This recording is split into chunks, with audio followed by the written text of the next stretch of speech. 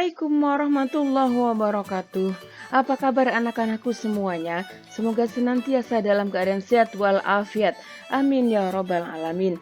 Bertemu kembali dengan Ibu Eni Nurhana, masih di kelas 4.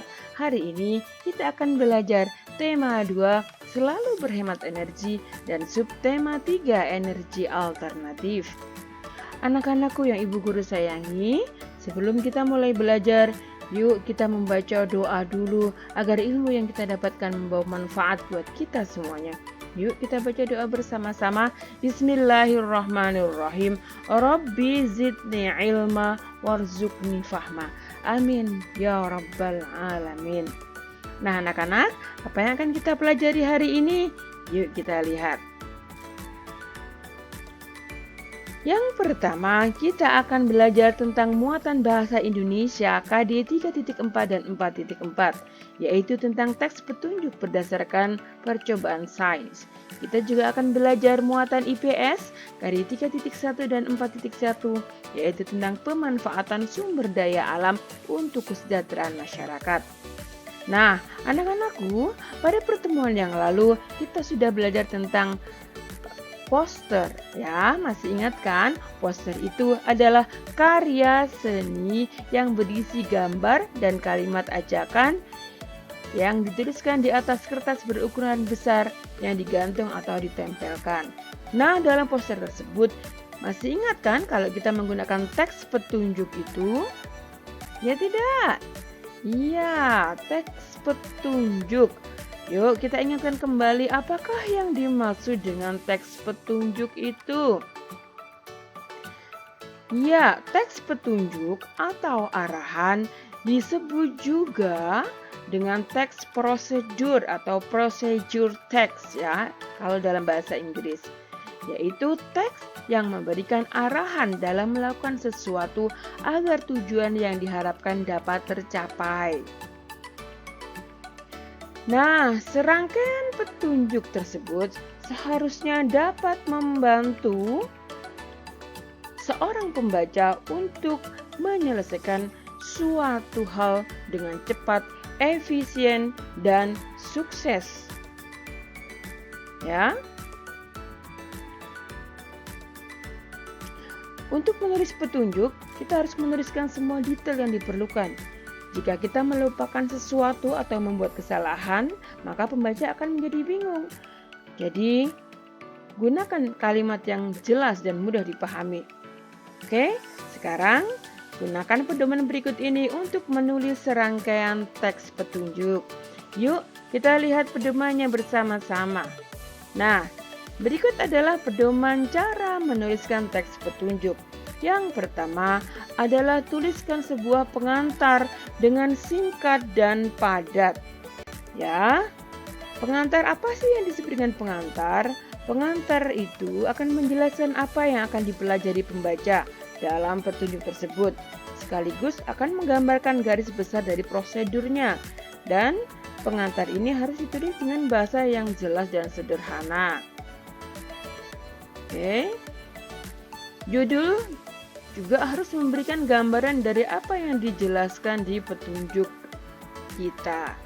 Yang kedua adalah menggunakan kata kerja aktif.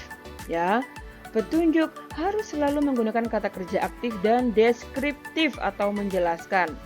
Mulailah dengan menggunakan kata kerja. Ini akan memberikan pembaca suatu tindakan yang jelas yang harus dilakukan. Setiap langkah dituliskan dengan bentuk kalimat perintah.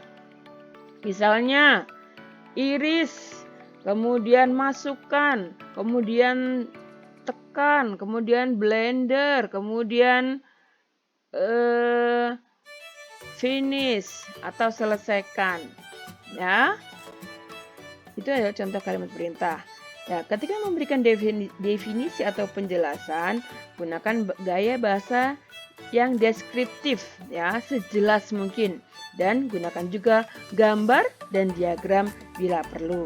Kemudian yang ketiga adalah tuliskan informasi-informasi yang dibutuhkan saja. Ya, ketika menuliskan informasi tambahan, pastikan bahwa apakah itu dibutuhkan atau tidak. Kemudian tuliskan juga langkah alternatif. Untuk langkah-langkah tertentu mungkin ada beberapa cara untuk melakukan hal yang sama.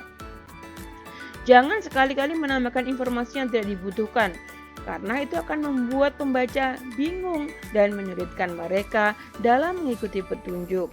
Nah, yang keempat adalah menuliskan dengan jelas dan spesifik.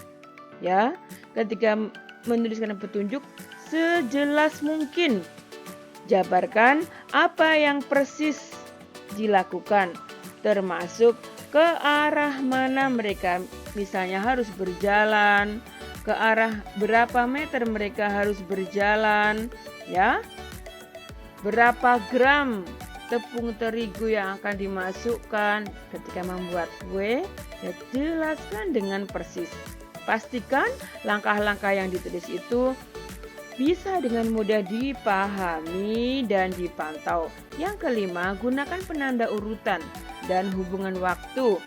Ya, gunanya untuk membantu menyambungkan satu sama lain dengan langkah-langkah berikutnya.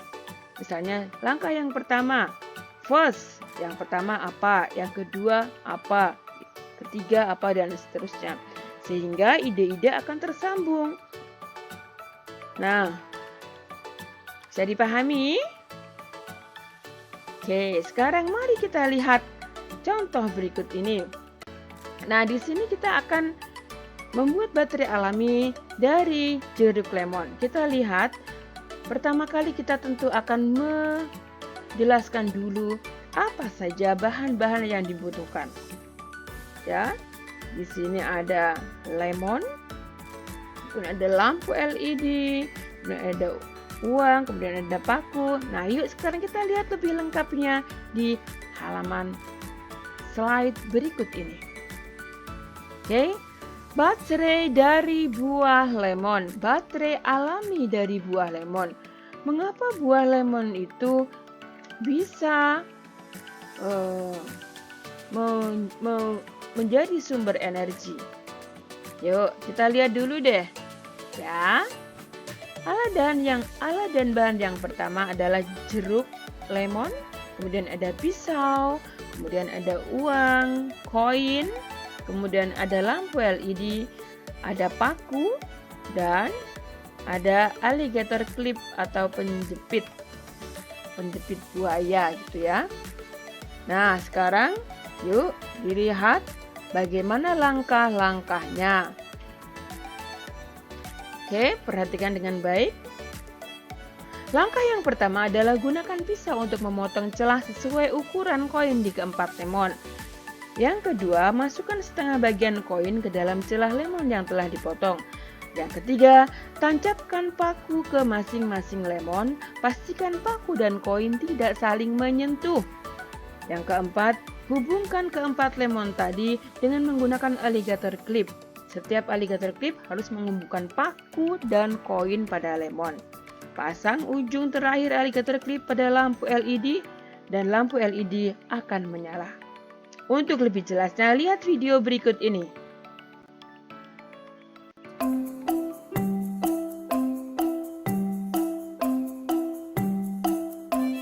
Nah, ini yang kita butuhkan.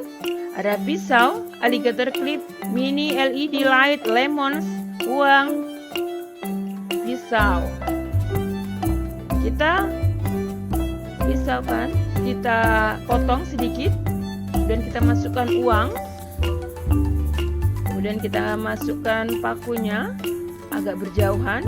Setelah itu kita hubungkan paku dan uang dengan alligator clip.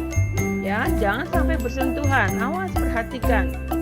Nah, kalau sudah selesai, pasangkan uang koin yang terakhir dan paku yang terakhir ke lampu LED. Nah, oke. Setelah dipasangkan, akhirnya bisa menyala. Ya. Nah, mengapa bisa menyala? Karena buah lemon itu mengandung elektrolit yang dapat menghasilkan listrik. Itu adalah salah satu tumbuhan yang dijadikan sebagai sumber energi alternatif, ya, seperti yang kita pelajari kemarin. Jadi, Buah lemon itu termasuk golongan ke biofuel. Ya, sekarang tugas kamu adalah membuat teks petunjuk pembuatan sesuatu. Pilih yang kamu suka. Misalnya cara membuat kue, cara memasak nasi goreng, dan lain sebagainya. Pilih yang kamu suka ya. Nah, formatnya adalah seperti ini. Buat judulnya, teks petunjuk pembuatan titik-titik. Nah, titik-titik ini isi dengan pilihanmu. Misalnya membuat donat, membuat kue, dan lain sebagainya. Ya, tuliskan alat dan bahan di bawah sini. Kemudian langkah kerjanya, tulis dengan kalimatmu sendiri. Buat dengan kalimat kamu sendiri ya. Nah, kamu juga dapat menambahkan gambar pada teks petunjukmu supaya mempermudah pembaca untuk memahami teks petunjuk. Ya, bisa dipahami kalimatnya? Oke. Sekarang kita akan melanjutkan belajar tentang sumber daya alam. Pemanfaatan sumber daya alam, ya.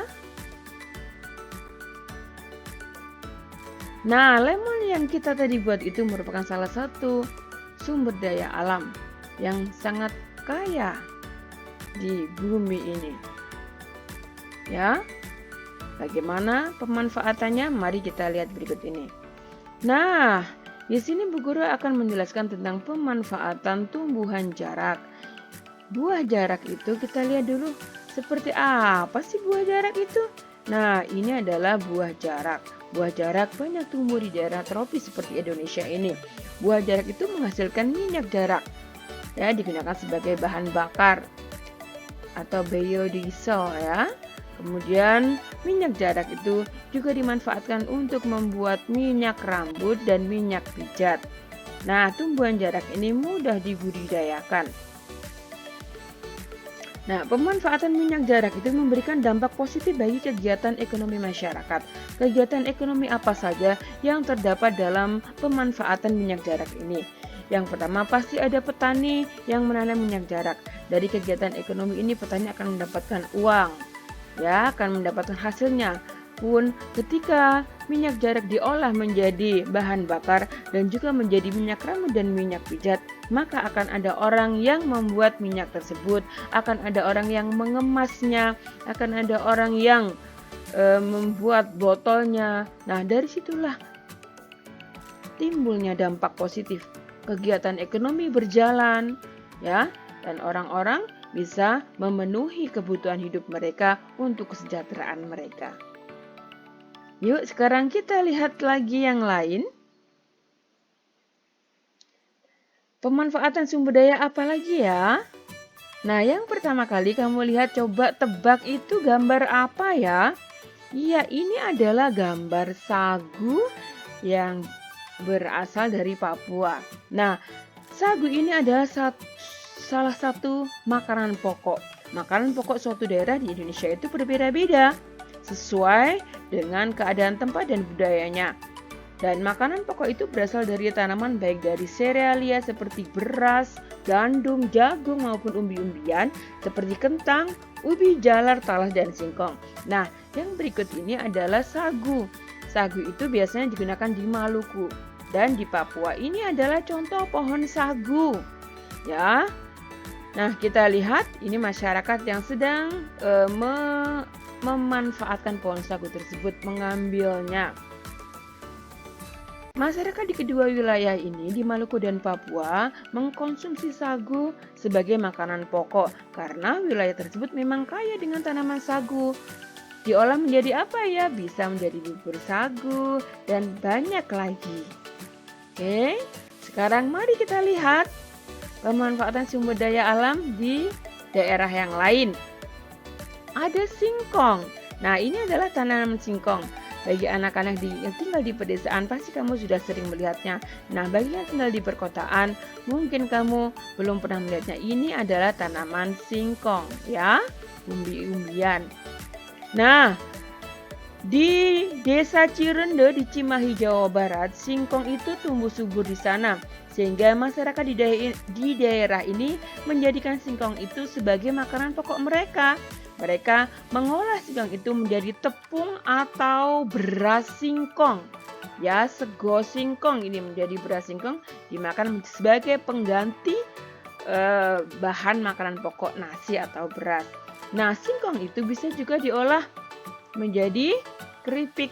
Olahan yang lain diantaranya adalah keripik singkong, kemudian ada juga menjadi getuk lindri, dan ada juga menjadi combro. Nah, dari olahan-olahan ini akan timbul banyak dampak positifnya, yaitu kegiatan ekonomi masyarakat menjadi berkembang karena mereka mendapatkan uang dari hasil mengolah singkong tersebut. Ya, sekarang kita lihat lagi. Ada apakah?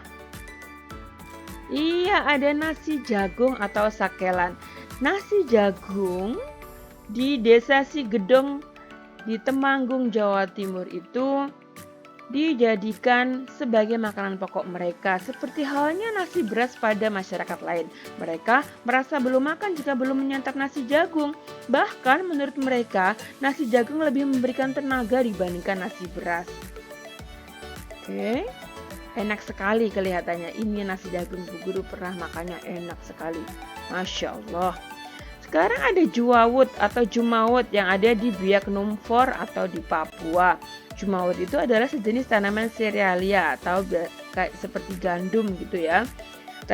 Tanaman ini sangat subur dengan nama lokal pokem. Bagi masyarakat Biak Numfor, jumawut itu dimanfaatkan sebagai bahan makanan pokok dan komoditas adat sejak berabad-abad lalu. Nah, kemudian ada ubi jalar. Ini adalah penampakan bentuk ubi jalar. Ya, ubi jalar ini dimanfaatkan di suku Dani di Wijaya, Papua sebagai makanan pokoknya. Mereka menyebut ubi jalar dengan hipere. Nah, kalau kita biasanya sering mengkonsumsi ubi jalar itu saat kita main ke Bogor di puncak, itu ada ubi yang terkenal yaitu ubi selembu. Rasanya sangat manis sekali, Masya Allah, enak sekali. Ya, demikian anak-anak. Pelajaran kita hari ini semoga membawa manfaat untuk kamu semuanya. Bu Guru ucapkan terima kasih atas perhatian kamu semua. Tetap semangat ya, dan jaga kesehatan selalu. Tetap berpikiran positif, jaga imun kita. Nah, jangan lupa subscribe video dari channel YouTube Ibu Eni Nurhana ini. Dan jangan lupa juga like, komen dengan bahasa yang sopan dan santun, dan juga share kepada teman-temanmu supaya bisa melihat dan mempelajarinya sehingga ilmunya menjadi bertambah dan menjadi bermanfaat. Amin ya rabbal alamin. Bu Guru akhiri dengan ucapan Assalamualaikum warahmatullahi wabarakatuh. Sampai bertemu di pembahasan berikutnya ya. Terima kasih.